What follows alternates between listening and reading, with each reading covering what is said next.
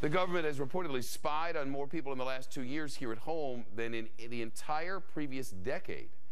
The huge spike in warrantless wiretaps comes out in documents that the American Civil Liberties Union obtained from the Justice Department.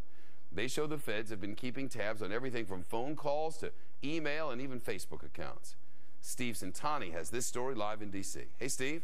Well, Shep, the ACLU says this enormous increase in surveillance is being done without warrants and without enough oversight or accountability. The surveillance in question records things about phone calls, not the actual content, but the ACLU questions the real necessity.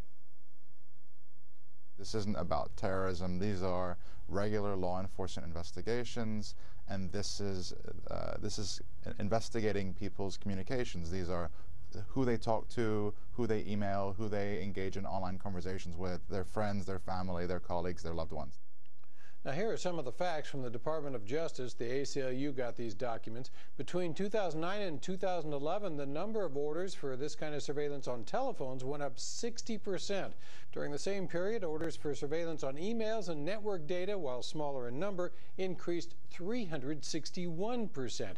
In the past, a device had to be attached to the phone to get this kind of data, but now it can easily be done by a phone company's call routing equipment. And the ACLU says it's done without a judge considering the merits of each case.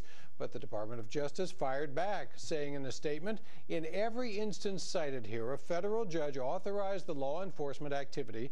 As criminals increasingly use new and more sophisticated technologies, the use of orders issued by a judge and explicitly authorized by Congress to obtain non-content information is essential for law enforcement to do their jobs, to carry out their duty. Now, the ACLU also says the Department of Justice failed to provide surveillance information required by law between 2000 and 2008, but since then has, quote, cleaned up its act. Shep? Steve Centani, Capitol Hill this afternoon. Steve, thanks.